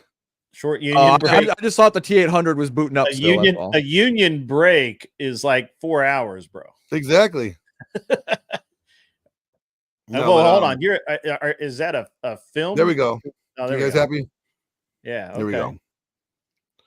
What's going on? All right. Well, we're just I just figured I'd have some callers come in towards the end of the panel today. I don't know if you caught the first part of the show. We were going a little more political. I was on for a little bit, and then I got a call. And then I was you're an like, important man. I was a call about something else, and then I was like, oh crap, let me see where they're at. But no, I was saying the reason why they kept out the whole, was it? We lost you. The covenant, the covenant, the leader. The leader, yeah. Mm-hmm. Was because again, it doesn't work with their agenda. They have to face the reality that the narrative that they spew, which is all men are all bad, men bad, is not necessarily the narrative they keep on spewing, and that women and these other communities are in danger of these vicious, violent men. Well, yes, when you have a woman doing all this craziness that you're saying only men do, what are you really trying to say? Yeah. Well, and it distorts the narrative. The reason why people wonder why it's such a big threat to the narrative, it's because if you look at how a lot of these girls talk on the after hours, right? They focus on the exceptions, not the rule. So they know that even if they let even one out, one exception out, they'll go, oh, that's the rule, really. And they know they'll get a better perception of reality in this case, but they don't want that, right? And once again, these idealistic people that are paving the road to hell. It's right. They think they're doing the right thing, but they're just putting another brick in the fucking road. And see, this kind of goes with my whole thing about the judicial system. We don't give equal crime or justice for the crimes across the board. It is always one-sided, heavily. Men typically get the harshest sentences, and when women do the same crime, it's a man's fault. Yep. And once again, you see with this scenario, you see that they don't really believe what they preach, because if they did, they would be treating that situation equally. So it's not just that they are necessarily thinking sinisterly about this. They think they're doing the right thing, but this also shows that women still get preference even in this context. Yep. Yeah. It's sad. It's sad overall, because you know what? And I've said this before, when we go to hell and God's judging us for our sins, right? And all repented sin is, leads you to what? Hell, right? It send you to hell, right? Like if you have any unrepented sin, The wages of sin is death. You're going to hell. Right. You're going to hell.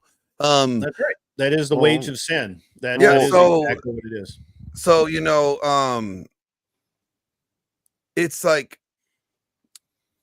if that's the case, if God doesn't hold man or woman different in that, why are we having justice be different? Why is our justice system any different? Well, justice is different from the I think the question is why are they handling this specific case so differently?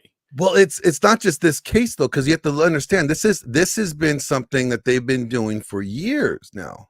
Well, this is the most egregious. I mean, it's been almost 2 years, right? And they're just now letting loose of the manifesto that she wrote and the letters that she sent to her friend and all of this evidence that they gathered as part of the as a part of the investigation. And I mean, we all know she's crazy, right? Like, I don't understand what the problem is, right? It's because this, again, you have to acknowledge that these. I get it. They don't want to acknowledge a lot of different things. I'm going to pull up. I gotta find it. I'm going to pull up some stuff about what took place right after it was shortly after the Covenant School incident.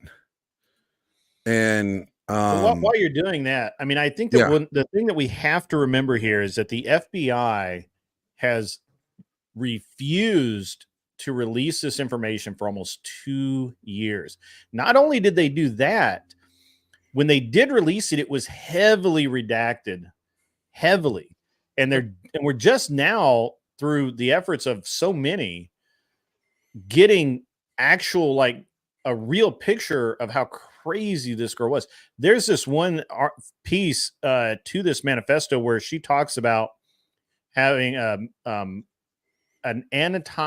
she made an anatomically correct male doll and a female doll, and somehow you can read the description in the manifesto. It is nuts what she did.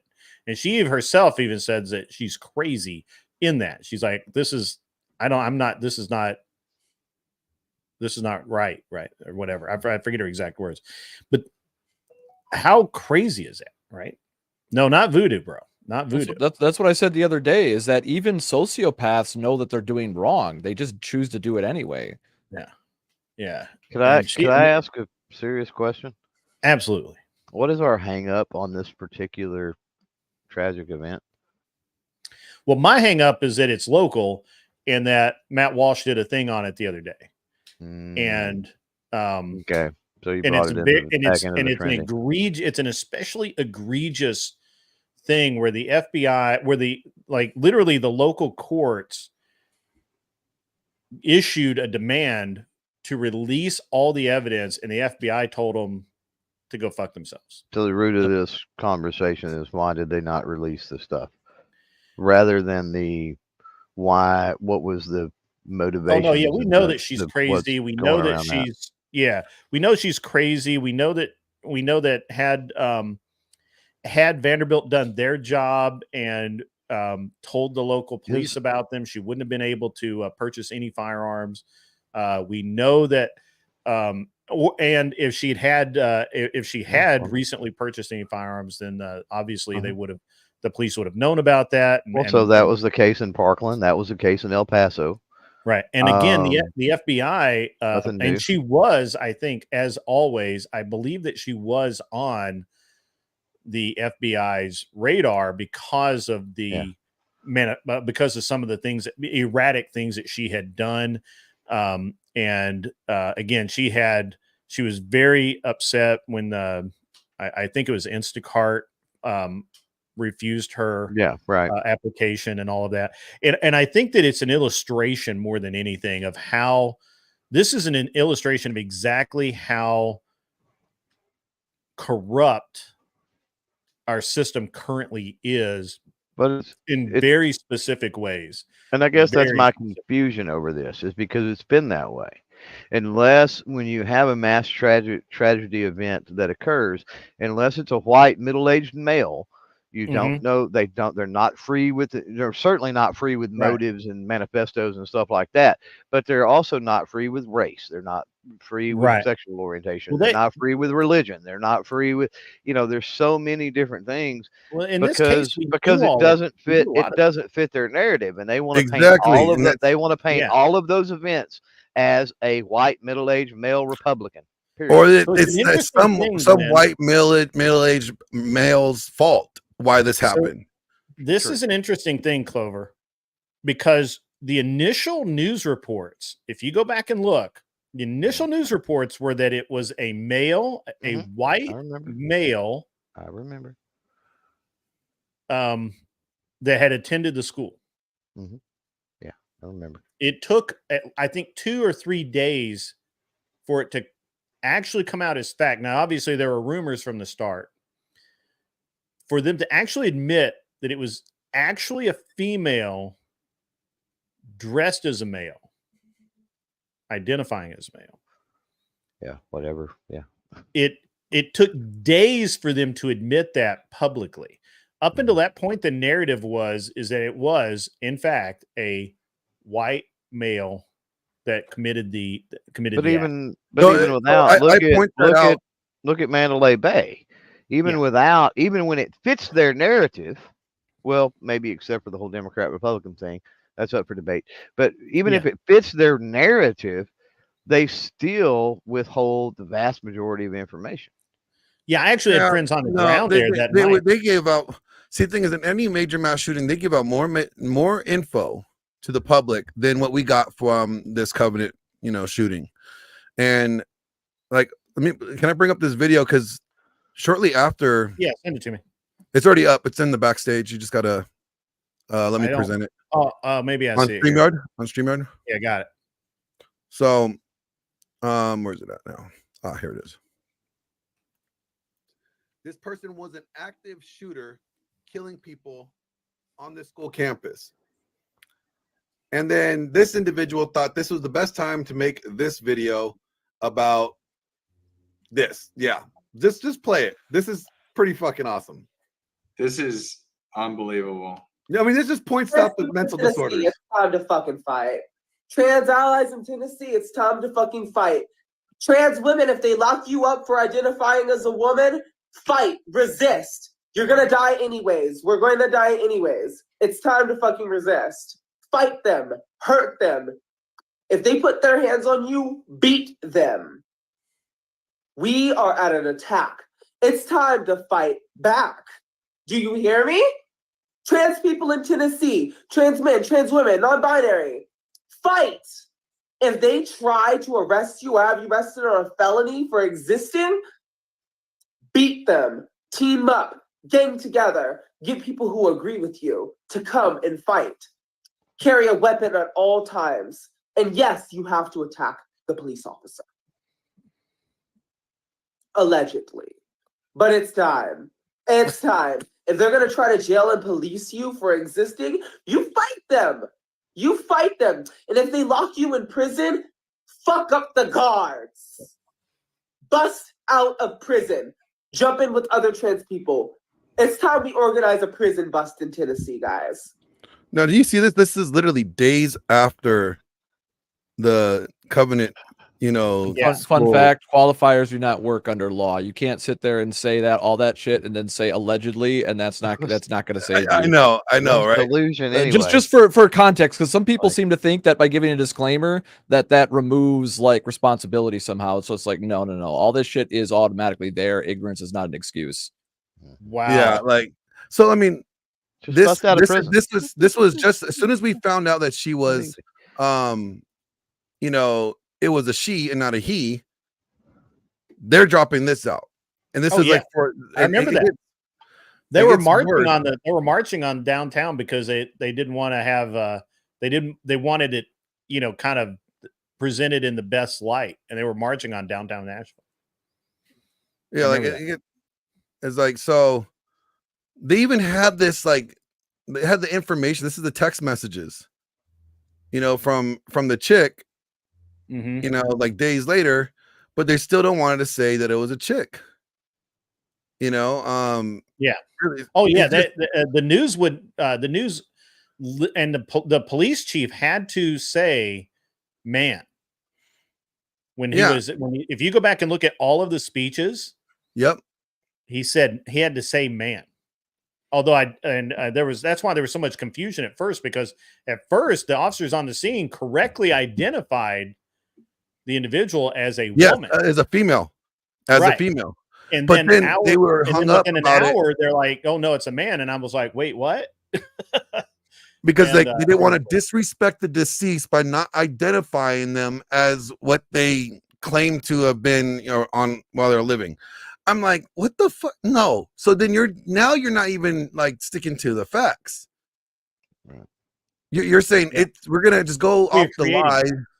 We're gonna go off the lie just so that they could, their legacy or identity is, cool. Well, I think I think that they create the facts that they want to create, right? And this is what we've been talking about the whole show, right? This is just denying reality, not living within normal parameters, within normal ideals, and just warping reality to fit the narrative that you want. And it's an interesting dynamic right now in history. Angel Berber, I just caught this out of the corner of my eye here. Tack is correct. Mass shootings deletions that fit the legal definition happen all of the time. Most gang deletions are mass deletions by legal standards, but are not reported because of who did it. That's accurate. I mean, and we don't even report it. They show up on the stats, but in the wrong column. And that's the other problem with when they talk about it that happens at schools. Look at the amount that happens at 2:00 in the morning. That's obviously not happening during class with, it's pretty obvious what that is. Yeah, I think it's important here that it's an interesting it's a very interesting thing the way the news warps things. One of the when I was of course I went to school originally, I was doing environmental science and technology, but I switched to a pre-law program, and I had a double major in criminal justice and philosophy, or pardon me, psychology, minor in philosophy. And so I'm highly trained to be highly trained, but I'm not skilled at all. And the very interesting thing, I had a very good teacher in one of the criminal classes, one of the law classes, and his take was so like real. I think he was probably one of the few Republican lawyers I ever met.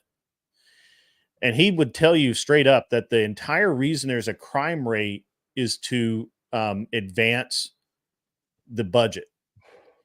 The crime rate is calculated based off of how many people call in to the police. It's not based on actual crime. It's not based on any actual real thing. It's simply a number that they write down. So you call in 5 times, it's 5 crimes. You think the crime rate would be based off of convictions or something? Yeah, you would think that would be accurate. But that would be hard no. because you could be in the middle of doing a mass extinction event and get whacked by a cop, and then that wouldn't be a conviction. So I guess there's variables there that wouldn't work either. There's some but the way that it's actually working right now is very bad. And the other thing is that crime rate is a made up figure. It doesn't have any bearing in reality. And the way that they process crime to begin with, as far as what's gang crime, what's political crime, the way they classify it is so arbitrary that it boggles the mind, and it's all agenda driven. It really depends on where their funding comes from. murder / self-deletion for a large family would be considered a mass event. Yes. And it's not a mass. That's a domestic event. That's not a Right. mass event. That's right. Yeah, absolutely. That's it. That's exactly right. And not even a large family. It wouldn't even take a large family if it was, and they changed that standard from like father, over mother. 6 to 3, right? It's like Yeah, that's what I'm 3. saying. If it was, you had one child, husband, wife, one child, and that happened, it would be considered a mass event. Yeah. But they warped that. They warped that because with the Second Amendment, with the amount of guns we have access to and everything else here in the United States, even when they warp statistics, we are, one of the safest countries on the face of the planet. We're what, 29th or something? I mean, it's way down there. And then we've got half the world's guns, but yet we're 29th. And that's with them warping statistics. Yeah. I think this is a Nicholas Alarka. I hope I'm saying that right. Unreported crimes aren't included in reported crimes, and therefore they're not part of the crime rate. So if my bicycle gets stolen and I just suck it up and drive on because I don't feel like having to spend an hour with an officer filling out a report because I'm not going to get my bike back anyway. Right. The crime, it's still a crime, but it's not part of the crime rate. So, the crime rate's made up. The whole idea, this is a high crime area. That's totally made up, bro.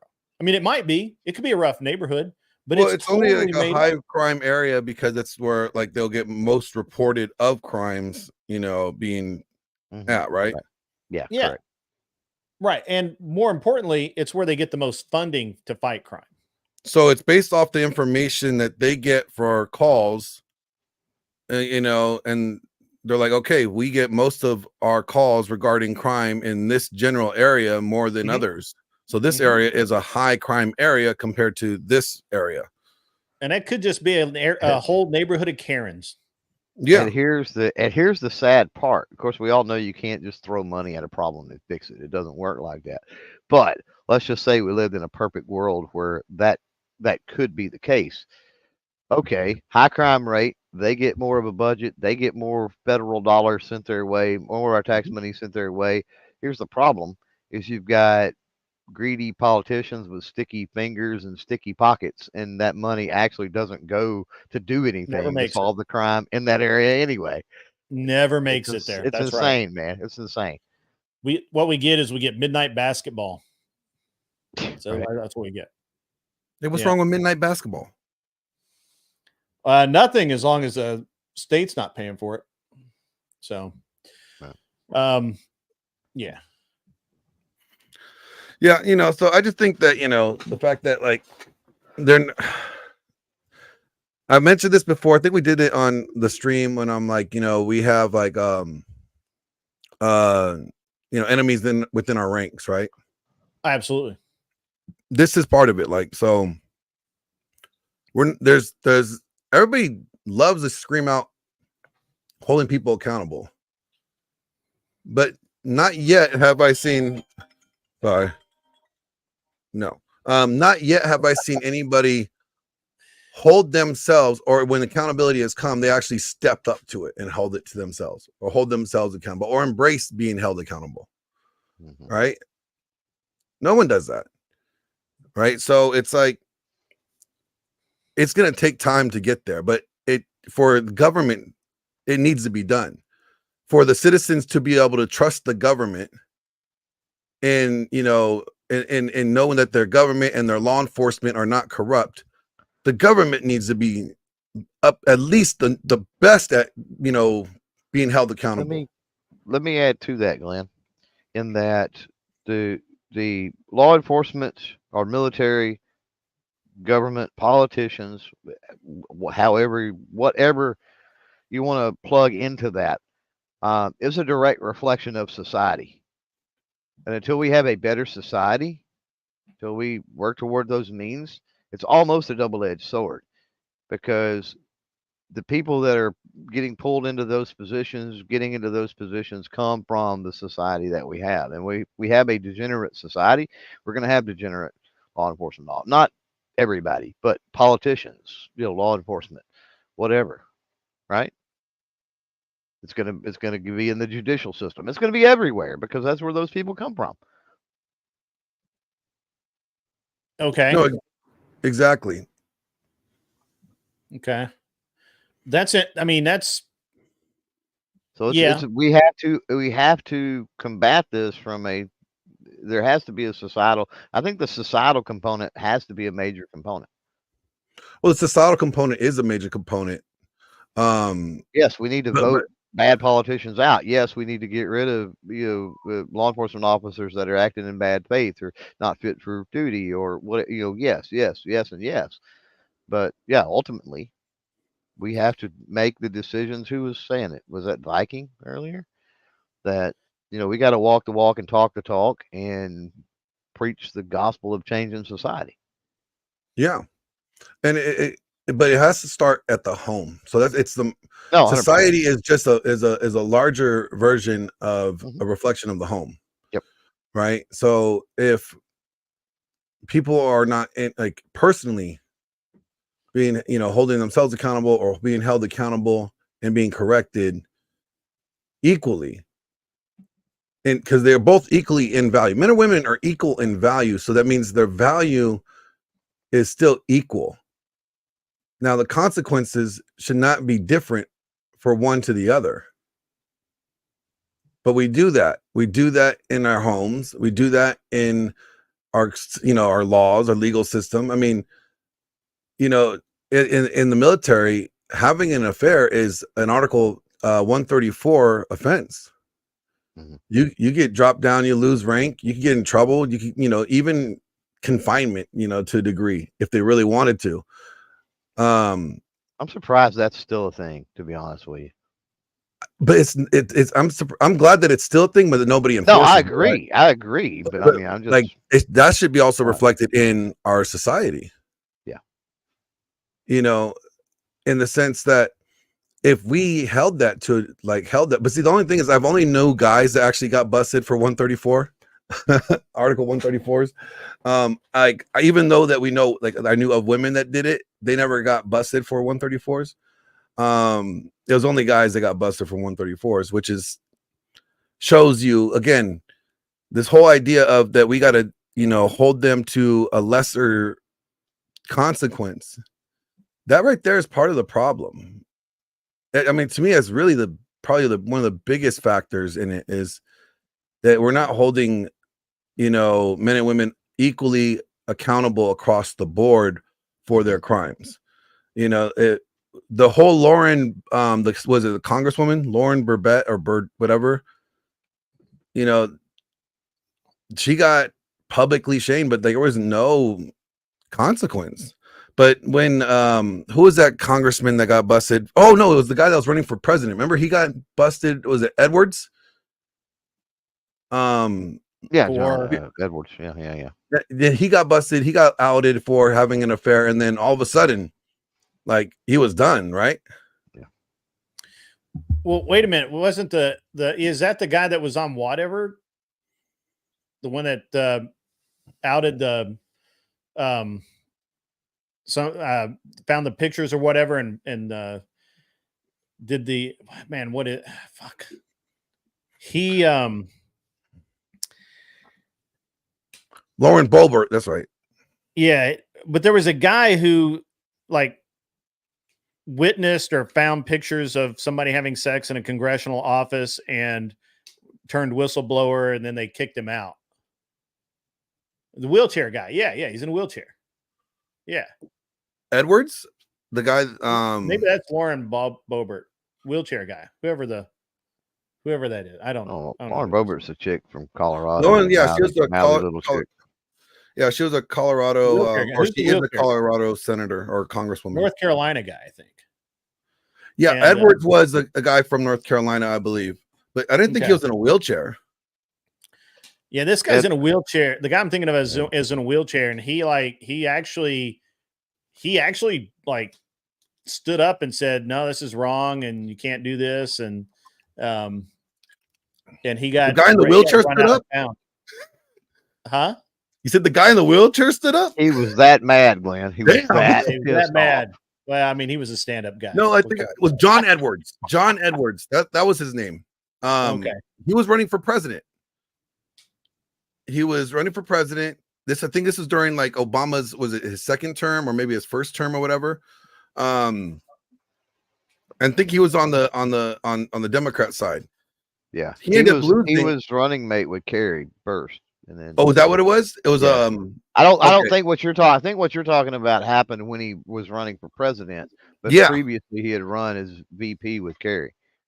Yeah, and as soon as like his indiscretion came out, like it was donezo. Like his whole campaign, everything was destroyed. Like his political career was done. Lauren Boebert gets a little freaky during, a play in the public. Yeah. And instead of like holding her to, the task for what's going on here, why are you doing this? All of a sudden, anybody that was trying to call her out or hold her accountable is considered the problem. Well, this is all a partisan politics issue, which it annoys the absolute crap out of me. Whether you're talking, the pro-2A people that are, Hunter Biden got convicted, yay! I'm sitting here going, Glenn, check the private chat. 4473s are unconstitutional, and the question that he supposedly got convicted over is a Fifth Amendment violation of the Constitution. But look at the whole thing. They're ramrodding Trump. But I think one of the reasons, I agree with you, Glenn, that there is disparagement or whatever there between man and woman when it comes to legal systems and punishments and other things. But I also think that there's a class warfare element to that too. And you put the average Joe into some of these situations, and I think people have caught on. I think both sides of the political spectrum, people have caught on to this class warfare issue, right? The haves and the have-nots. I think people are catching on to that, and I think Trump, the whole, no pun intended, I guess, but the whole trumped up thing to convict Trump is to try to give this fake illusion that we're holding the haves accountable. No, you're not. Well, you're then trumping this up because you want to continue to have that dynamic going. So you want to create this big charade. Yeah. Well, my thing is that I would look at them and be like, okay, so what about Hillary Clinton in the dossier? Because they did the same thing. Well, what about Bill in the Oval Office? Come on. And he paid what's her name? Monica Lewinsky. $800,000. $800,000. There was no state DA or state attorney.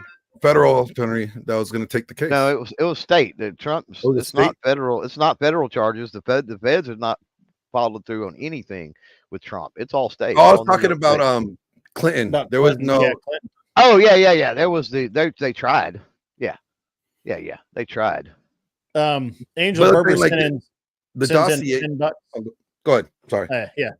Politics are downstream from culture. Culture dictates the levers of power. Thus, you cannot divorce the two and must participate in the culture war to change the political structure. And I will go further and say that anybody that tells me that they don't vote,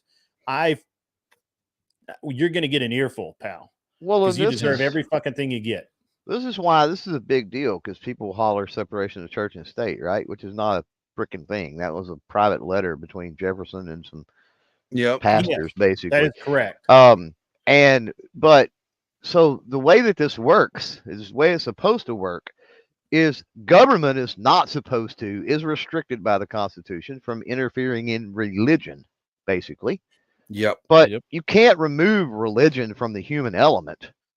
Correct. And therefore, there will always be a religious representation within government. There's no way around that unless you have robots. Even it was intended to be so. That's why there's all the religious elements. Yeah. The difference is that we're everybody. If you do have a different religion, you're allowed to practice your religion as long as you're not, once again, trouncing on other people's rights within the country, right, or within the state.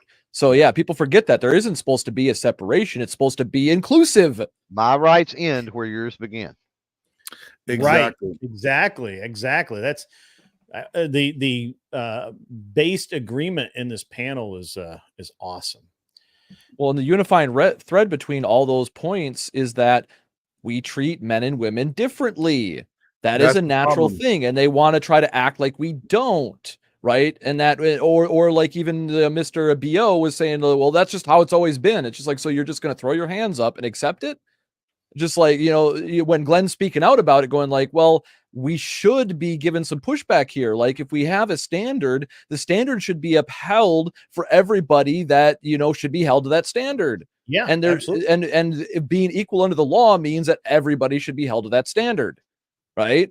But we're Absolutely. not doing that because the natural way of doing things is that men and women are different and we have an inherent bias. That's why people will cheer on, young people of certain, orientation getting, raped in public school, versus the other ones is fully demonized, like it should be. It should be in both cases, but the other, the feminine gets the exception, gets the leniency. It's true. It's very true.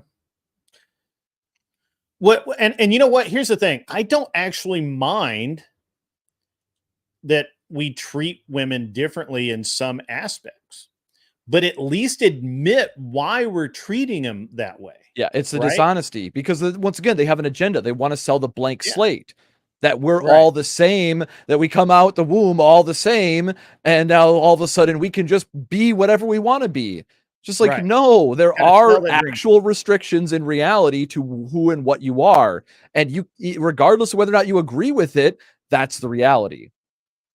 Got to sell that dream, baby. Got to sell the dream, because it doesn't exist. It's only a dream. At least, as near as I can tell. But again, I don't mind. I don't mind saying that a woman that commits, a deletion, right, may not have the same consequence for that deletion as a man. A man should be better, right? Should be a better human. I don't mind it being different. I don't want it to be said, well, it's not because she's female, it's because of whatever, right? Like we're not treating her differently because of X, which we all know they are. And it's fine. It's okay. Just be honest. Be intellectually honest about it, right? Is it plausible that some of the disparagement between men and women when it comes to the legal system could be related to women being more prone to being in some type of unstable mental state? I think that's that. Well, yeah, I think so. I think that's a lot of our actual laws are originally were written because we understood that women were very, very emotional and could lose control, and therefore they weren't necessarily held responsible in the same way that men were. Men were supposed to be in control. Men were supposed to be strong, and all of that. And so I think it was tougher on men because that greater expectation was there. But more importantly, men lived up to that. They were that, right? Like, so if you were expected to be a thing and you are the thing that you're expected to be, then you accept the punishment because that's what you are. But you can't punish a woman the same when she's being exactly what you thought that she was going to be. But you have to call it out. The woman is emotional. The woman lost her temper. She stabbed her partner, husband, wife, whatever, in the neck. And now she has to go to jail. Just call it out. Be simple about it.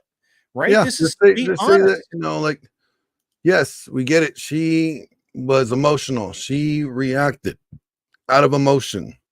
Well, I was talking more a mental state. Still constant. There's still a consequences. diagnosed mental state. Well, see, this is where I have a problem with like diagnosis of mental illnesses and stuff like that, because they use it as like an excuse for them.